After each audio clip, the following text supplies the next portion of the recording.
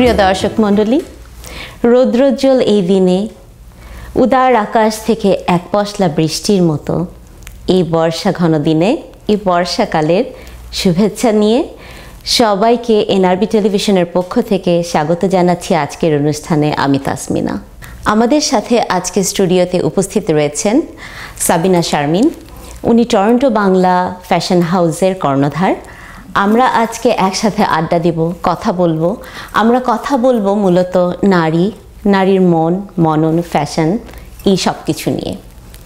আপনাকে অনেক অনেক শুভেচ্ছা এবং স্বাগত জানাচ্ছি আমাদের এনআরবি টেলিভিশনের পক্ষ থেকে। তোমাকেও ধন্যবাদ, সবাইকে আন্তরিক শুভেচ্ছা জানাচ্ছি। শুভ দুপুর। সাবিনা আপু, আমরা তো খুব ক্লোজ। আজকে আমরা আপনি করেই কি বলবো তোমাকে, নাকি আপনি? অবশ্যই না, আপনি করে বলবে কেন? আসলে এই যে তুমি তো আমার অনুমতি নিলে, তাই না? এই যে তুমি অনুমতি নিলে না, এইটাই আসলে সৌন্দর্য। এটাই আসলে আমরা আশা করি যে সবাই সবার কাছ থেকে অনুমতি নিয়ে কথা বলবে, বা সবাই জানবে যে অপর দিকের পার্সোনালিটিটা কেমন, সেই অনুযায়ী কথা বলবে। এটাই তো আসলে সোশ্যাল এটিকেট, তাই না? তো এই যে তুমি আমাকে জিজ্ঞেস করলে, এটাই ভালো লাগলো। অবশ্যই তুমি করে বলবে। অনেক ধন্যবাদ আপু, অনেক ভালো লাগলো। আচ্ছা আপু, আমরা আজকে যেই অনুষ্ঠানটি সাজিয়েছি, আমাদের ইচ্ছে আছে এটি নিয়ে আরও সামনের দিকে এগিয়ে যাবার, আরও অনেক কিছু করবার। তো আমরা যেভাবে প্রাথমিকভাবে আলাপ করেছি যে আমাদের অনুষ্ঠানটি থাকবে মূলত নারী নিয়ে, নারীর মন মননে নারী, নারী সত্তায় নারী, ফ্যাশনে নারী এবং সকল কিছু এই সংক্রান্ত। তো আপু, এই সাবজেক্টটা বেছে নেবার পেছনে তোমার ইচ্ছেগুলো বা তোমার চিন্তাগুলো যদি একটু আমাদের দর্শকদের সাথে শেয়ার করো। আচ্ছা, ধন্যবাদ তোমাকে। আসলে আমি তো aviation person from the beginning. ছোটবেলায় বিমানে জয়েন করেছিলাম, বিমান বাংলাদেশ এয়ারলাইন্সে। তো সেই থেকে 19 বছর বয়স থেকে এই পর্যন্ত আমি তো বিমানেই ছিলাম। তো ভাগ্যের পরিক্রমায় আমি চলে এসেছি, কানাডাতে চলে এসেছি ইমিগ্রেশন নিয়ে। তো এখানে আসার পরে একটু দেখি যে মানে একা একা অনুভব করি। তখন মনে হলো যে আমি যে এই যে এতগুলি বছর এভিয়েশনে কাটালাম, এখানে এসে ডিপ্লোমাও করেছি, তা আমার মনে হলো কি একটু বৈচিত্র্য আনি আমার চিন্তা চেতনায়, আমার চিন্তার জগতে একটু বৈচিত্র্য আনি। তো এখানে এসে দেখলাম সবাই শাড়ি পরে, খুব সুন্দর। তোমরা সকালে শাড়ি পরো, বিকেলে শাড়ি পরো। তো আমার মনে হলো কি, আর এখন তো চেঞ্জ হয়ে গেছে না, সংস্কৃতি চেঞ্জ হয়ে গেছে সব জায়গাতেই। তো বাংলাদেশের এখন দেখি কি, বাংলাদেশের শাড়িগুলোতে না কবিতা, গান, আরো অনেক কিছু। এই যে দেখো, তুমি যে দেখো, দেখো এখানে কিন্তু রবীন্দ্রসঙ্গীতের গান লেখা আছে এই শাড়িটায়। হ্যাঁ, এটা টরন্টো বাংলা শাড়ি, বাট খুবই সুন্দর এবং শৈল্পিক, যেটা আমাদের মিশন, তাই না? যে আমরা অবশ্যই বাংলার শিল্প সাহিত্য, বাংলার সংস্কৃতিকে তুলে ধরবার জন্যই আমাদের প্রচেষ্টা। আমরা চেষ্টা করব যে এখানকার এই যান্ত্রিক জীবনে, এই প্রবাস জীবনে শত ব্যস্ততার মাঝেও আমরা কিভাবে আমাদের যোগসূত্রটা বুঝিয়ে রাখতে পারি, আমরা কিভাবে আমাদের সেই ফেলে আসা স্বকীয়তা বুঝিয়ে রাখতে পারি, সাথে সাথে আমরা কি করে আমাদের কৃষ্টি কালচার, আমাদের যেগুলো ছিল সেগুলোকে আমরা ধারণ এবং বাহন করতে পারি, আমরা ছড়িয়ে দিতে পারি প্রজন্ম থেকে প্রজন্মান্তরে। হ্যাঁ, একেবারে। তো দেখো, তুমি এখানে কিন্তু রবীন্দ্রসঙ্গীতের গানটি লেখা রয়েছে। তুমি এই গানটি, তুমি তো গানের শিল্পী, তুমি তো গান গাইতে পারো, তাই না? দেখো লেখা আছে, এটা আমার অনেক অনেক প্রিয় একটা গান। তুমি একটু গেয়ে শোনাও না, এই যে এই লাইনটা পারবে? দেখো না, ট্রাই করে। তুমি রবীন্দ্রসঙ্গীত গাও? আচ্ছা, এই যে দেখো। তাহলে আমি শুরু করি, তুমি? হ্যাঁ, নিশ্চয়ই নিশ্চয়ই নিশ্চয়ই। আচ্ছা। যখন পড়বে না মোর পায়ের চিহ্ন এই বাটে, আমি গাইব না মোর খেয়া তরি এই ঘাটে গো, যখন পড়বে না মোর পায়ের চিহ্ন এই বাটে। বাহ, খুব ভালো লাগলো আপু। আমাদের আজকের অনুষ্ঠানটি, আমাদের শুরুটি বেশ চমৎকারভাবে হলো, এবং আমরা যে কথা বলছি, যে কথাগুলো বলছি, সেগুলোর সাথে ধারাবাহিকতা বজিয়ে রাখবার জন্য আসলে এটি ভীষণ প্রয়োজন ছিল। আমরা একটু কফিও খেতে পারি মনে হয়। আচ্ছা, তুমি এই যে ক্ষণে ক্ষণে খটখটিয়ে হাসো, এটা কি রহস্য বলো? সুন্দর কিছু বলো আপু। আসলে এই বর্তমান সার্জারি, বোটক্স, আর্টিফিশিয়ালি ডেভেলপড যেই সৌন্দর্যগুলো, সেই সৌন্দর্যগুলো আসলে এত বেশি চারপাশে চোখে পড়ে, এগুলো যত বেশি চোখে পড়ে তত বেশি আমি আঁকড়ে ধরতে চাই আমাদের স্বাভাবিক প্রাকৃতিক সৌন্দর্যকে। এই হাসি খুশি, গান, আড্ডা, কথা, আমাদের সংস্কৃতি, আমাদের শিল্প সাহিত্য, এগুলোকে আঁকড়ে ধরে আমি চাই সেই আর্টিফিশিয়ালিটি থেকে একটুখানি দূরে থাকতে। আচ্ছা, আমি মনে করি হাসিটা একটা অনেক বড় খোরাক, আমাদের মনের খোরাক। অবশ্যই অবশ্যই। আর তুমি তো জানো হাসিটা একটা সংক্রামক, তাই না? আমি হাসছি, তুমি হাসছো। হ্যাঁ, এটা অবশ্যই রেসিপ্রোকাল। আমি মনে করি আমি হাসলে আমি যার সাথে হাসছি সেও হাসবে, একটা পজিটিভ ভাইব ক্রিয়েট হবে এবং একটা সুন্দর একটা পরিবেশ আমরা। যে হাসি ছোঁয়াচে, অবশ্যই হাসি একটা ছোঁয়াচে রোগ, এবং রোগ না, আমি বলবো খুবই পজিটিভ। হ্যাঁ, যেটা আমাদের কাম্য। এটা এমন একটা জিনিস, এটা থেকে আমরা পালাতে চাই না, আমরা এটাকে আঁকড়ে ধরে রাখতে চাই। রহস্যটা কি? হাসি। হ্যাঁ, হাসি আর শান্তি। আমি হাসতে চাই, আমি আমার জীবনটাকে উপভোগ করতে চাই, আর আমি মনে করি হাসিটা একটা চমৎকার বাহক।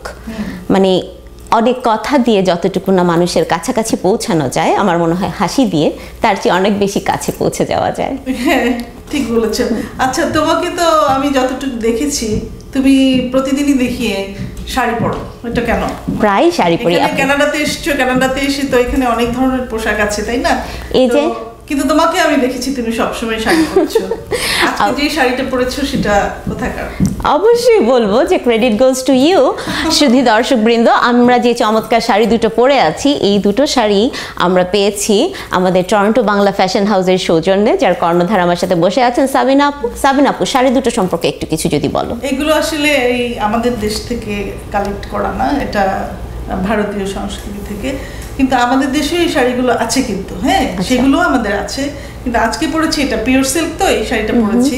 তো তোমার যে শাড়িটি সেটিও পিওর সিল্কের উপরে নকশি কাঁথা। এই শাড়িগুলো না এক একটি শাড়ি তৈরি করতে না 6 মাস 7 মাস লেগে যায়। তো সেই জন্য এই শাড়িগুলো একটু ব্যয়বহুল, বাট এই শাড়িগুলো চমৎকার। আর আমাদের টরন্টো বাংলা ফ্যাশন হাউসে যেই শাড়িগুলো নিয়ে নাম করেছে সেটা হচ্ছে হ্যান্ড পেইন্টের শাড়িগুলো। হ্যাঁ, আচ্ছা, আমরা যদি একটু দেখতে পাই। হ্যান্ড পেইন্টের শাড়ি, যেটা তুমি দেখো, একটু খুলে দেখো, এগুলো শিল্পীর হাতে আঁকা। হ্যাঁ, এগুলো হাতের আঁকা, কিন্তু দেখলে মনে হয় কি এগুলো বোধহয় প্রিন্ট, আসলে কিন্তু তা না। হ্যাঁ, খুবই চমৎকার, বিশেষ করে সাথের এই ঝালরগুলো কি সুন্দর শাড়িটাকে আরো অনেক ব্রাইট করে দিয়েছে, তাই না? হ্যাঁ, এই শাড়িগুলো না খুব চাহিদা এখানে। হ্যাঁ, বিশেষ করে কালার কম্বিনেশনটা, লাইক দেখো এই যে পিঙ্কের সাথে আমরা পার্পল পাচ্ছি, সাথে এটাও আরেকটা শেড অফ পিঙ্ক বলতে পারবো আমি, ঠিক রেড না, হ্যাঁ, আবার একটু ইয়েলো অরেঞ্জের ছোঁয়া, সবকিছু মিলিয়ে মানে অভিনবত্ব, শৈল্পিকতা সবই আছে, সবকিছুরই একটা মিশেল। হ্যাঁ, আমার যে বন্ধু আছে এখানে, আমার এসএসসি গ্রুপের কিছু বন্ধু আছে, ওরা না, আমার আসলে এটা প্ল্যান ছিল না যে আমি এটা করবো। হ্যাঁ, তো আমার ওই যে বিমানে কিছু ফ্রি টিকিট ছিল, তো ওই ফ্রি টিকিট দিয়ে আমি বেড়াতে গিয়েছিলাম ইন্ডিয়াতে। আচ্ছা, তখন আমি মনে হলো কি যে একটু করে দেখি। হ্যাঁ, তারপর কিছু শপিং করলাম, শপিং করে তারপরে একটা পেজ খুললাম, আমার টরন্টো বাংলা ফ্যাশন হাউস, আমার একটা পেজ আছে। তো ওখানে আমি কিছু শাড়ি বুস্ট আপ করলাম, পরে দেখি যে অনেক ডিমান্ড। আসলে এটা আমার একদম প্ল্যানিংয়ের মধ্যে ছিল না যে এই বিজনেসটায় আমি জড়াবো, কিন্তু এখন মনে হচ্ছে কি যে ওদের এত গ্রাহকদের এত চাহিদা, তো এখন আমি এটা জড়িয়ে গিয়েছি। হ্যাঁ, তবে আমার যে বিমানের যে কলিগ, যে ওনারা আমার ম্যাডামরা আছেন, ডালিয়া ম্যাডাম আছেন, কবিতা করেন, উনি এসে আমাকে বললেন যে তুমি কি এভিয়েশন ছেড়ে দিলে? আমি আসলে ছাড়িনি, আমি এটা আমার সাথে করছি, এটা আমার একটা মানে প্যাশন হয়ে গেছে। আচ্ছা, ঠিক আছে, অনেক ধন্যবাদ সাবিনা আপু। আমরা একটু সামনের দিকে এগোই। আমাদের যে অনুষ্ঠানটা, আমাদের এই অনুষ্ঠানটার মেইন থিম যেটা, যে আমরা নারী নিয়ে কথা বলবো, ফ্যাশন নিয়ে কথা বলবো, আর সাথে আমরা শৈল্পিকতা নিয়ে কথা বলবো। আমরা কথা বলবো নারীর এমন অনেক ক্ষুদ্র ক্ষুদ্র বিষয় নিয়ে, এমন অনেক ছোট ছোট জিনিস আছে যেগুলো প্রাত্যহিক জীবনে আমরা সাথী, এবং আমরা অনেক সময় বিষয়গুলো ওভারলুক করে যাই, বিষয়গুলো সামনে আসে না। তুমি কি মানুষের গুণের কথা বলছো? মানুষের ছোট ছোট গুণগুলো যেগুলো নিভৃতে রয়ে যায়, আমরা সেই জিনিসগুলো বের করে আনবো, আমরা সেই বিষয়গুলোতে ফোকাস করব। আমরা ওভারঅল মানুষের শারীরিক, মানসিক। তুমি একটু বুঝিয়ে বলবে? এই যে যেমন কথা বলছো তুমি, এই যে গুণ বলতে আমি বলছি যে একজন নারী সে কতদূর রুচি সম্মত হতে পারে, সে কতদূর শৈল্পিক হতে পারে, তার কত আরও গুণাগুণ থাকতে পারে। হ্যাঁ, এই সমস্ত বিষয়গুলো নিয়ে এর সাথে আমি চাইবো যে যেহেতু তুমি এই বিষয়ে অনেকটাই জানো এবং অনেকটা চিন্তা করো, তুমি আমাদের একজন আমি বলবো যে বেশ সচেতন একজন পাঠক, সচেতন একজন লেখক, তুমি কিছু কিছু লিখো আমি জানি। এবং এখন পারছি না, বাট আমি দেখছি তুমি প্রচুর লেখালেখি করছো বিহেভিয়ার নিয়ে। হ্যাঁ, তাই তো করছি। হ্যাঁ, তো আমরা এই বিষয়গুলো নিয়ে সবকিছু নিয়ে আলাপ করতে চাই। আমরা এইটা নিয়ে কেন আলাপ করব? এটা নিয়ে এই কারণে আলাপ করব যে আমরা সৌন্দর্য নিয়ে কথা বলবো। নিশ্চয়ই। হ্যাঁ, তাহলে সৌন্দর্যের সাথে এই যে এই বিহেভিয়ার, এটা কি সম্পর্কটা কি? তোমাকে কোশ্চেন করতে। আচ্ছা, আমি যদি এটার উত্তর দিতে চাই অল্প কথায়, সেটা আমি বলবো যে সৌন্দর্য জিনিসটা আমি যেটা বুঝি একটা প্রাকৃতিক সৌন্দর্য, প্রাকৃতিকভাবে ভেতর থেকে আসা সৌন্দর্য।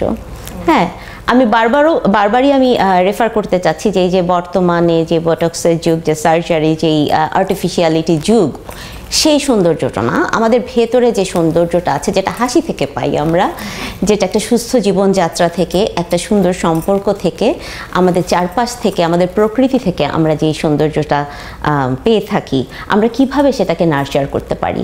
তার মানে তুমি বলতে চাচ্ছ যে প্রপার বিহেভিয়ার সেটা সৌন্দর্যকে অনেক বাড়ায়। হ্যাঁ হ্যাঁ, আমরা যা করি সবই তো আসলে বিহেভিয়ার। এই যে আমরা হাসছি, বসছি, কথা বলছি, আমরা কফি খাচ্ছি, আমরা যা কিছু করছি সবই বিহেভিয়ার। তো আমরা যত পজিটিভ বিহেভিয়ার করব, আমরা যত হাসবো, কথা বলবো, ভালো কাজ করব, প্রোডাক্টিভ কাজ করব, পজিটিভিটির ভেতর থাকবো, এই বিহেভিয়ারগুলাই কিন্তু আসলে আমাদেরকে বুস্ট আপ করে।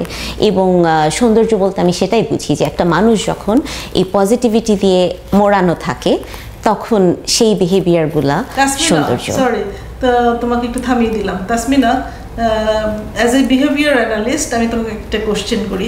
এই যে আমরা হাসির কথা বললাম, হ্যাঁ, তো এখন ধরো ডিফারেন্ট পার্সোনালিটি এক একজনের। মনে করো আমি কারোর সামনে হাসলাম জোরে, হ্যাঁ, হেসে দিলাম, কিন্তু আমি জানি আমি কেন হাসলাম, তাই না? এটা আমার মনের মধ্যে। কিন্তু আমার অপোজিটে যে আছে সে হয়তো ভাবতে পারে যে আমি তাকে দেখে নেগেটিভলি হেসেছি। হ্যাঁ, তো এইটা তো মানুষের মধ্যে একটা নেগেটিভ অ্যাটিটিউড বিল্ড আপ করে, তাই না? এখান থেকে আমি তোমাকে জিজ্ঞেস করছি যে এখান থেকে এই জিনিসটা ম্যানেজ করবো কিভাবে? Well, good question. আমরা আসলে অন্যদিকে যাচ্ছি যদিও। আচ্ছা, এই জিনিসটা সবকিছু নিয়ে আমরা যে শুধুমাত্র এটা করতে এসেছি তা না। হ্যাঁ, নিশ্চয়ই।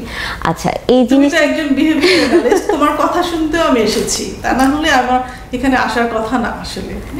আচ্ছা সাবিনা আপু, আমি যদি সংক্ষেপে উত্তর দেই তাহলে হচ্ছে যে আমরা যখন পাবলিকলি কথা বলি, পাবলিকলি হাসি, তখন আমরা কিছু কার্টেসি মেনটেন করি। ডেফিনেটলি যখন তুমি আর আমি কথা বলছি, আমাদের আই কন্ট্যাক্ট এবং আমাদের কনভারসেশন এবং আমাদের হাসি সব কিছুই মিউচুয়াল হচ্ছে।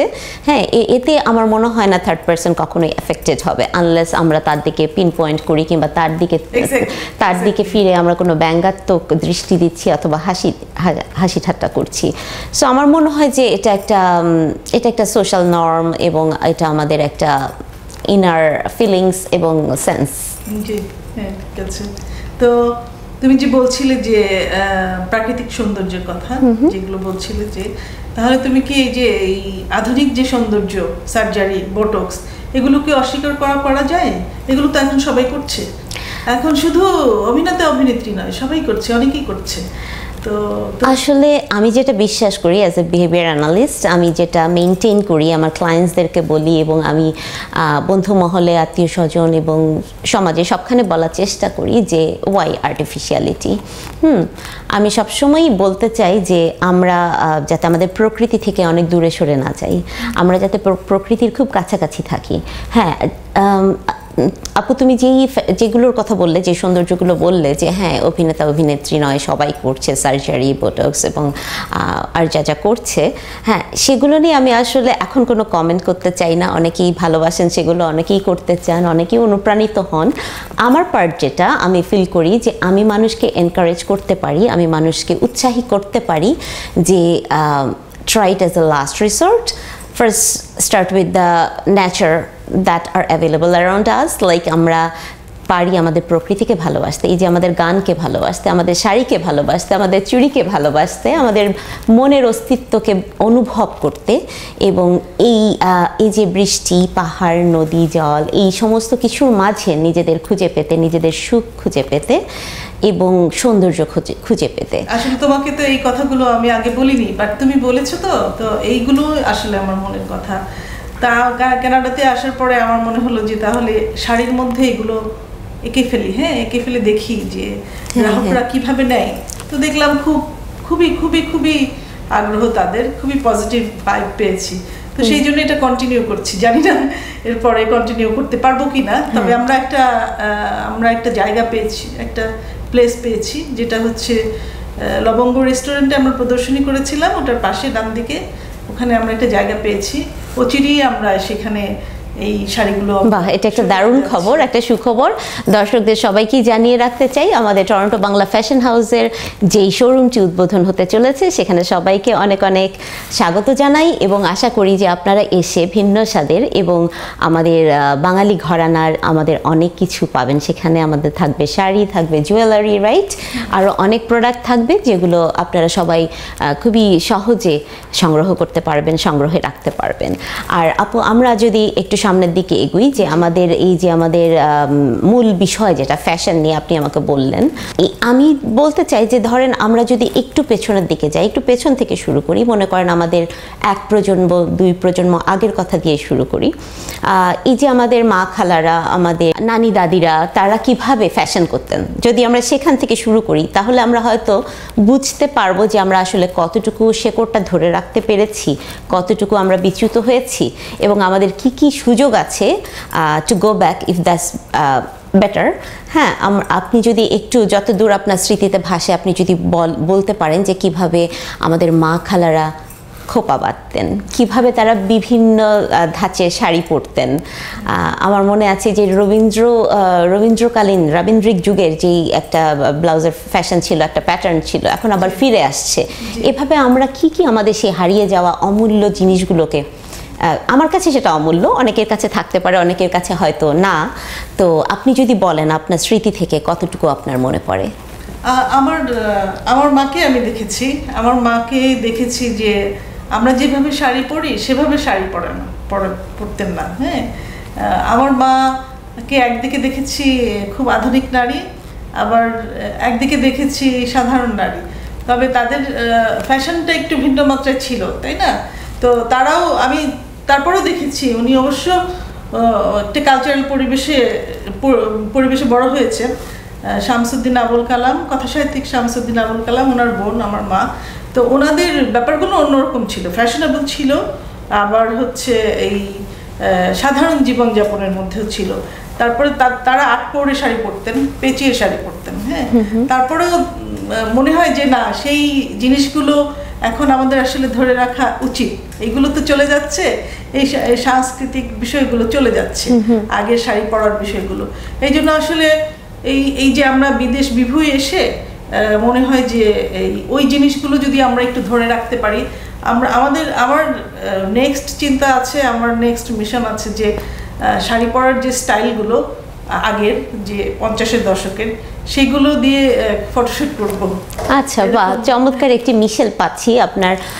হ্যাঁ, আমি দেখতে পাচ্ছি আপনার দৃষ্টিভঙ্গিতে, আপনার পরিকল্পনাতে রয়েছে আমাদের অতীতকে ধরে রাখবার, আমাদের অতীতের সংস্কৃতি, আমাদের সেই কালচারাল অনেক কিছুকে আপনি আবার নিয়ে আসতে চাচ্ছেন। হ্যাঁ, যেখানে আমরা দেখছি যে রবীন্দ্রনাথের বাণীগুলো রয়েছে আপনার শাড়িতে, যেখানে আমরা দেখছি যে আপনি সেই এক পেঁচে আট পৌড়ে শাড়ি পরবার স্মৃতিটা ধারণ করে রেখেছেন। সাথে সাথে আপনি বলছেন আবার আধুনিকতার কথাও। তো আপনি কিভাবে পরিকল্পনা করছেন যে এটিকে, আপনার এই স্বপ্নকে আপনি সামনের দিকে এগিয়ে নিয়ে যাবেন? আমি ভাবছি যে এই যে তোমাকে এতক্ষণ যে বললাম যে কথাগুলো, সেই কথাগুলো আমি আসলে ইমপ্লিমেন্টেশন করতে চাচ্ছি, কিন্তু আমি আদৌ পারবো কিনা জানি না।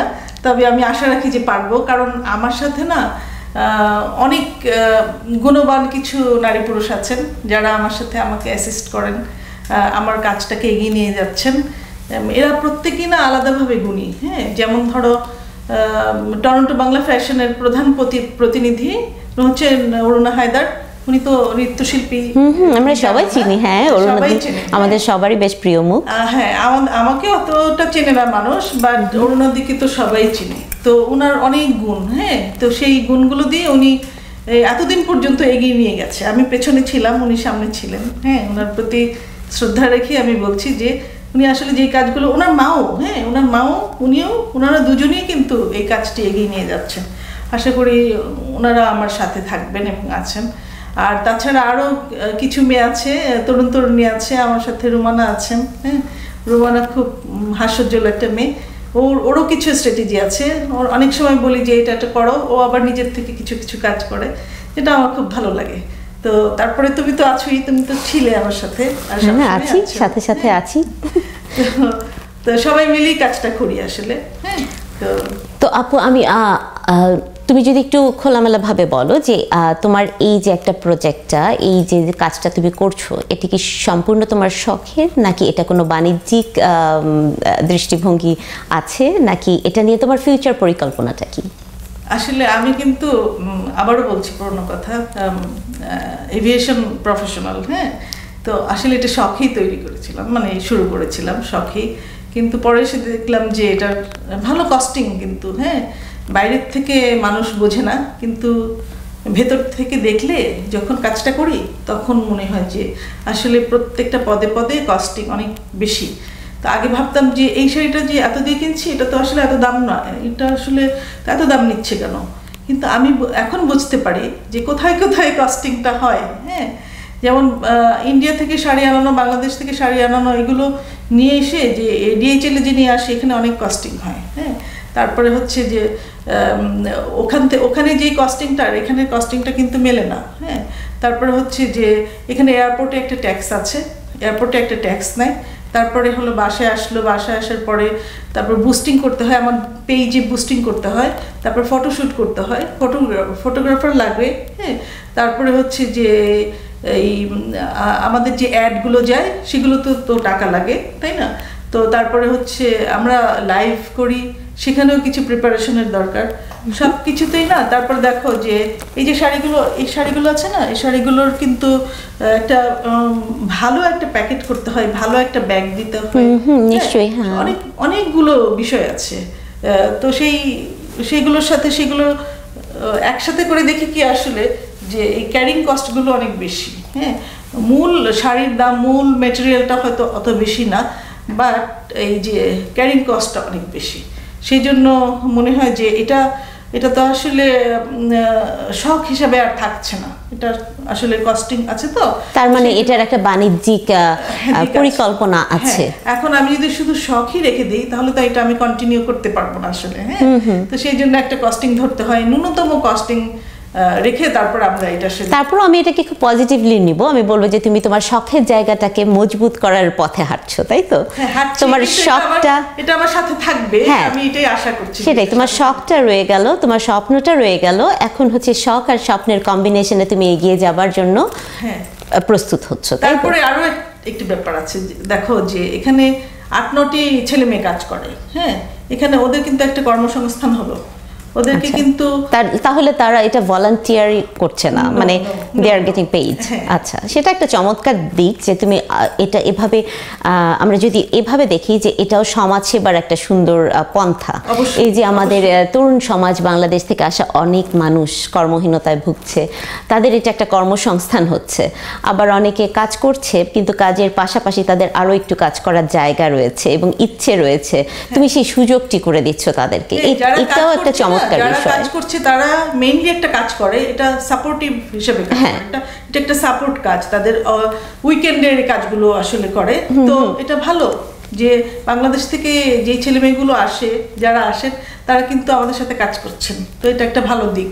তবে তাদেরকে পে করতে হলে তো আমাকে অবশ্যই এটা বিজনেস হিসেবে নিতে হবে। নিশ্চয়ই নিশ্চয়ই। হ্যাঁ, তো তো দেখা যাচ্ছে যে তোমার একটা সুনির্দিষ্ট গোল রয়েছে এবং তুমি সেই গোলের পথে এগিয়ে যাচ্ছ এবং তুমি এটির দিকে যে এগিয়ে যাচ্ছ তুমি সেই সাথে আমাদের তরুণ সমাজকে এগিয়ে নিয়ে যাচ্ছ। হ্যাঁ, এতে আমি দেখতে পাচ্ছি একটা দ্বিমাত্রিক সফলতার আশু হতে যাচ্ছে। আমরা দেখতে পাচ্ছি যে আমাদের অনেক দুর্গম হতে পারে পথটি, বা তুমি এটির ব্যাপারে এগিয়ে চলেছো সাথে অনেক মানুষ নিয়ে। হ্যাঁ, আমি দেখতে পাচ্ছি যে তরুণদের কর্মসংস্থান, আমাদের বাঙালিদের শিল্প সাহিত্য সংস্কৃতিকে তুলে ধরবার একটি প্রয়াস, সেটিকে তার প্রতিনিধিত্ব করে যাচ্ছ তুমি, সাথে মানুষদের কর্মসংস্থানের বিষয় হচ্ছে। এবং আমাদের তরুণ প্রজন্ম তারা এই কাজগুলো করতে করতে তারা কিন্তু জিনিসগুলোকে আরো ভালোবাসবে, এটি আমার বিশ্বাস। আমি মনে করি যে এটা শুধুই সাধুবাদ পাবার যোগ্য একটা প্রচেষ্টা।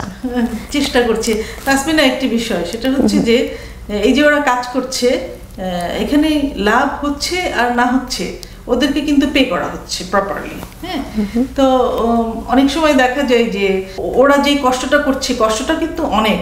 প্রথমত আমরা যে মেলাগুলো করতাম না, মেলাগুলোতে কিন্তু বেশ কষ্ট। তো সেই জন্য আমরা হন্যে হয়ে খুঁজলাম যে আমাদের একটা শোরুম লাগবে। আর গ্রাহকরা ফোন করে করে শুধু জিজ্ঞেস করে শোরুম কোথায়, শোরুম। আসলে এটা তো অনলাইন ভিত্তিক ছিল। এই যে আমাদের অনেক নিয়মিত ক্লায়েন্ট আছে, তারা না মানে প্রতিদিন 2-3টি ফোন করবে আপনাদের শোরুম কোথায়, শোরুম। আমি আসলে এতটা সিরিয়াস ছিলাম না, এখন তোমরাই আসলে আমাকে এই পথে নিয়ে এসেছো। হ্যাঁ হ্যাঁ, আমি তো নিজে খুবই এক্সাইটেড ফিল করছি যে আমরা এখন থেকে এই গ্রাহকদের মধ্যে তুমি একজন। ডেফিনেটলি বেশ কিছুদিন পর আপু শোরুম নিয়েছেন। নিশ্চয়ই বলতাম, কারণ আপু আমি মোটিভেশন দিই। হ্যাঁ নিশ্চয়ই, কারণ এখানে আমাদের টরন্টো শহরে আমাদের দেশ থেকে বানানো পার্সোনালি ইন্ডিভিজুয়ালি অনেক কঠিন হয়ে যায়। হ্যাঁ, টরন্টো বাংলা শাড়ি পছন্দ করো? অনেক পছন্দ করি। তো যেটা আমাদের দেশ থেকে আনা অনেক কঠিন হয়ে যায়, এখানে যখন আমরা বিভিন্ন বুটিক্সগুলোতে যাই, শাড়ির দোকানগুলোতে যাই, সব সময় দেখা যায় যে অনেকগুলো শাড়ি দেখে তারপর হয়তো বা একটা মন মতো হলো কি হলো না।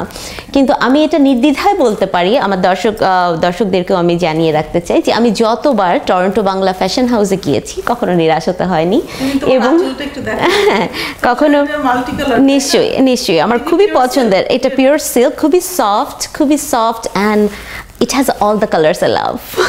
এটা যেটা বলছিলাম যে আমি যখনই টরন্টো বাংলা ফ্যাশন হাউসে গিয়েছি কখনো আমাকে খালি হাতে আসতে হয়নি, কিছু না কিছু আমার পছন্দ হয়েছেই। সামনে আপনাদেরকে আমরা আরও দেখাতে পারবো, শুধু শাড়ি নয়, টরন্টো বাংলা ফ্যাশন হাউসের কালেকশানে ছেলেদের জন্য রয়েছে, পাঞ্জাবি রয়েছে, তাছাড়া রয়েছে অনেক সুন্দর সুন্দর জুয়েলারি, সেগুলো আপনারা সংগ্রহ করতে পারবেন, সংগ্রহ রাখতে পারবেন। নিশ্চয়ই কিছু ন্যাচারাল প্রোডাক্ট আছে না, হার্বাল, তো ওই যেমন ছাগলের দুধ দিয়ে একটা সাবান তৈরি হয়, ওগুলো আমি এরপর পরবর্তীতে নিয়ে আসবো। আচ্ছা, নিয়ে আসবো। তার মানে তো টোটাল সলিউশন অফ বিউটি। আসলে ওগুলো তৈরি হচ্ছে, ওগুলো আমি নিয়ে আসবো। আমার প্ল্যানই ছিল যে আসলে যে এই কেমিক্যালগুলো ব্যবহার না করে আমরা কিছুটা সামনে আগাই ন্যাচারাল প্রোডাক্ট দিয়ে। আমার একটা শিল্পী আছে যে হাতে ছবি আঁকে, যে হ্যান্ড পেন্টের ছবি, ও আবার সাবানও তৈরি করা শিখেছে। তো ওই সাবানগুলো সে তৈরি করছে, আমি বলেছি তোমার প্রোডাক্টগুলো আমি নিব আমার এখানে, তো ওইগুলো আমি এখানে রাখবো। হ্যাঁ, উপটন, সাবান, তারপরে হচ্ছে এই ম্যাসাজ অয়েল, হ্যাঁ, হেয়ার অয়েল, এগুলো আমরা পরবর্তীতে যখন শোরুম উদ্বোধন করবো তখন আমরা এগুলো আনবো। বাহ, চমৎকার সাবিনা আপু। আমার মনে হয় যে আমরা সামনের পর্বগুলোতে আরও বিশদভাবে তোমার শাড়িগুলো দেখাবো এবং আমরা তোমার আদার প্রোডাক্টস নিয়ে কথা বলবো। তো আজকের মতো আমরা এখানেই ইতি টানতে যাচ্ছি। তো আমাদের স্টুডিওতে আসবার জন্য এনআরবি টেলিভিশনের এই অনুষ্ঠানটিকে টরন্টো বাংলা ফ্যাশন হাউস থেকে আমাদের সহযোগিতা করবার জন্য ইন্টারাপ্ট করছি। তাহলে আমি এটা কন্টিনিউ করলে তুমি থাকবে তো? নিশ্চয়ই আছি আপু, আমরা একসাথেই করব, অনেক কাজ করব, কারণ যেহেতু আমাদের মেজর পয়েন্ট অফ ভিউটা শুধুমাত্র শাড়ি নয়, তাই তো আমাদের কমন ইন্টারেস্টটা মিলে গেছে, কাজে আমরা একসাথে অনেক কিছু করবার আমি আশা রাখি। আমি আশা করি আমার দর্শকরাও আমাদের সাথে থাকবেন, কারণ আমরা কথা বলবো নারী নিয়ে, ফ্যাশন নিয়ে, আমরা কথা বলবো, পুরুষদের কথা বলবো না, পুরুষদের কথা শুনবো না, ওদের কোনো প্রোডাক্ট থাকবে না, দ্যাটস ক্রিটিক্যাল। আচ্ছা, সেটিও থাকবে, হ্যাঁ আস্তে আস্তে আমরা আগাবো। ঠিক আছে, তবে এই মুহূর্তে আমাদের পরিকল্পনা হচ্ছে, যেমন আপু আমাকে বলছিলে, এখানে আসার সময় বলছিলে, তুমি গতকালকেও আসলে আমাদের কথা হয়েছে এবং তুমি বলছিলে যে নারীদের বিভিন্ন গুণ, তাদের বিভিন্ন প্রতিবন্ধকতা, আমরা এই আরো অনেক কিছু নিয়েই আমরা কথা বলবো। হ্যাঁ, আর অনেক কিছু নিয়ে। হ্যাঁ, মূল ফোকাসটা হবে সৌন্দর্য। হ্যাঁ, আবার আমি এখানে যেটা আশা করি সেটা হচ্ছে যে শুধুমাত্র বাহ্যিক সৌন্দর্য নয়, আমরা কথা বলবো বাহ্যিক সৌন্দর্যের সাথে সাথে আভ্যন্তরীণ সৌন্দর্য কিংবা উভয়ের মিশেল আমাদের, যেমন এই সবগুলো যখন একসাথে থাকে তখনই আমরা আসলে একটা টোটাল মানুষ, একটা সুন্দর মানুষ হয়ে ওঠে, আমরা একটা পূর্ণাঙ্গতা পাই আমরা সেই, এবং আমাদের মানসিক স্বাস্থ্যের জন্য সেটা ভীষণ উপকারী, ভীষণ দরকারি। এবং সবকিছুই থাকবে। আর যেহেতু এই সবকিছু যখন একসাথে সুন্দরভাবে কম্বাইন্ড হবে তখনই সেটা আমাদের মেন্টাল হেলথকে অনেক ভালো লাগবে, ভালো রাখবে। আর যেখানে আমার ইন্টারেস্টটা, তাহলে এক বাক্যে বলে দাও যে মিশনটা কি আমাদের, তুমি তো বুঝতে পারছো নিশ্চয়ই। হ্যাঁ, আমি যেটা ভাবছি সেটা আমি তোমার মুখ থেকে শুনতে চাই। হ্যাঁ, আমার মতে আমাদের এই যৌথ যে প্রজেক্টটা, এটার মোটো হচ্ছে যে সৌন্দর্য এবং প্রকৃতি থেকে আসা সৌন্দর্য, প্রকৃতিকে খুঁজে পাওয়া, প্রকৃতিকে খুঁজবার একটি প্রচেষ্টা, সেটি আমরা এখানে চেষ্টা করব এই অনুষ্ঠানে রাখতে। পরবাসী হয়েছি, বাট স্বকীয়তা আমরা বজায় রাখব। স্বকীয়তা, স্বাভাবিকতা এবং প্রাকৃতিক ভাবে বেঁচে থাকা, প্রাকৃতিকভাবে নিজেকে সৌন্দর্যমণ্ডিত করে তোলা, এটি নিয়েই আমরা কাজ করব। তো তোমাকে অনেক ধন্যবাদ। অনেক ধন্যবাদ।